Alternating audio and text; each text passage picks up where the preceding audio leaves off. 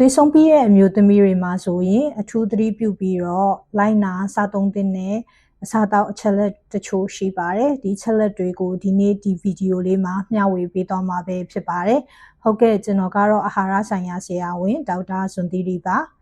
နံပါတ်1ချက်အနေနဲ့ကတော့အသားဓာတ်ကိုအထူးသတိပြုပြီးတော့စားသုံးပေးရမှာပဲဖြစ်ပါတယ်အသက်အရွယ်အသက်40ကျော်လာတာနဲ့အမျှကျွန်တော်တို့ရဲ့ခန္ဓာကိုယ်ကဆိုရင်အသားဓာတ်တွေရဲ့ဆုံးရှုံးမှုသည်တစ်နှစ်ကိုတ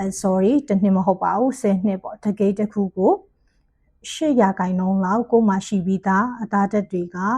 ရောကျတတ်ပါတယ်အဲ့တော့ကျတော့အသက်အရွယ်ကြီးရင်လာလေအစားတောက်စားတဲ့အခါမှာအသားဓာတ်တွေကိုစားသုံးရတာကိုစိတ်ညစ်လာတာမျိုးတွေသွားမကောင်းလို့ဝါရတာတွေမကြိုက်တာတွေညှိနှံ့နေနေဆိုပြီးတော့မစားကျင်တော့တာမျိုးတွေဖြစ်တတ်ပါတယ်အဲ့ဒီအခါမျိုးမှာအသားဓာတ်တွေကတိတ်ပြီးတော့မစားပြကြတော့ဘူးကိုယ်တိုင်ကလည်းစားဖို့အတွက်မစားကျင်တော့သလိုပဲခန္ဓာကိုယ်ကလည်းသူ့ဘာသာသူပေါ့နော်ဆုံးရှုံးကြပါတယ်ဒါကြောင့်မို့လို့နံပါတ်1ကတော့အသားဓာတ်တွေကိုမမေးမလျော့စားသုံးပေးရမှာပဲဖြစ်ပါတယ်အသားဓာတ်တွေကတော့အားလုံးသိရှိပြီးသားဖြစ်တဲ့အတိုင်းပဲအသားတွေကနေရတဲ့အနီရောင်သားအဖြူရောင်သားပြီးတော့နွားနို့တွေတင်ချင်တွေကနေရတယ်ပဲနို့တွေကနေရတယ်ကြက်ဥကနေရတယ်ပဲမျိုးကနေရတယ်ပဲနို့ကနေရတယ်အဲ့တော့ကြတော့ဒီအသားဓာတ်တွေကိုနေ့စဉ်ဘဝမှာလုံလောက်အောင်စားသုံးပေးဖို့အတွက်ဒီသွေးဆုံးပြီးရဲ့မျိုးသမီးတွေမှာအထူးပဲလိုအပ်ပါတယ်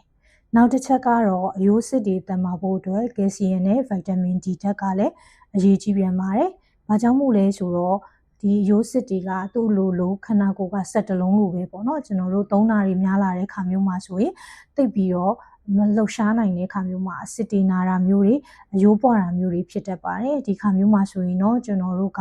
ဗိုက်တာမင် D နဲ့ကယ်လ်ဆီယမ်ပါတဲ့စားသောက်တွေကိုစားသုံးပေးရမှာပဲဖြစ်ပါတယ်အဲ့တော့ကြတော့ဒီကယ်လ်ဆီယမ်ပါတဲ့စားသောက်တွေကတော့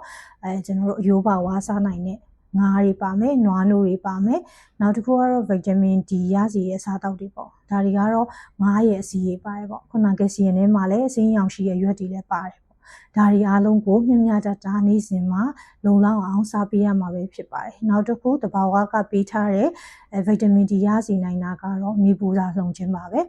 ဒါကတော့နေပူစာမဖြစ်မနေလှုံဖို့အတွက်လိုအပ်တာကိုလည်းတွေ့ရှိရပါတယ်နေ့စဉ်မှာမနက်7:00နာရီဝန်းကျင်လေးကို10မိနစ်ကနေ15မိနစ်ခန့်လောက်ခန္ဓာကိုယ်ရဲ့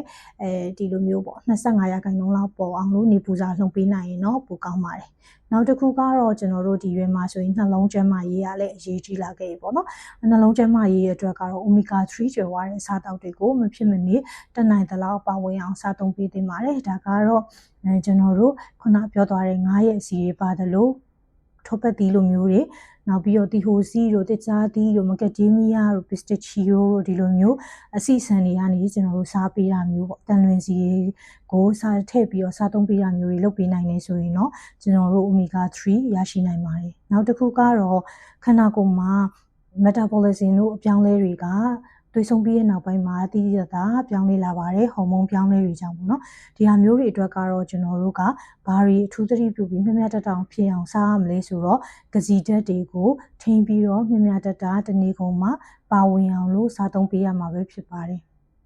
ကစီတော့ကျွယ်ဝတဲ့စားတောက်တွေကတော့ထမင်းအုပ်စုဝင်တွေပါတယ်လို့ထမင်းအုပ်စုဝင်ဆိုတာစံကြိုပြောင်းစုဝင်တွေပေါ့နော်ဒါတွေပါတယ်လို့ဟင်းသီးထဲမှာဆိုရင်အာလူးတို့ကစုံမှုပိန်းဟူတို့ရွှေဖြုံသီးတို့ဒါမျိုးတွေလည်းပါဝင်ပါတယ်နောက်တစ်ခုကတော့ကျွန်တော်တို့ဒီ hot flashes လို့ခေါ်ရပေါ့နော်ခန္ဓာကိုယ်မှာပူလိုက်အေးလိုက်ဖြစ်တဲ့ဟာမျိုးတွေကဝယ်ပေးဖို့အတွက်ဆိုရင်ဒီ phytoestrogen ဆိုတာကြီးကျွယ်ဝတဲ့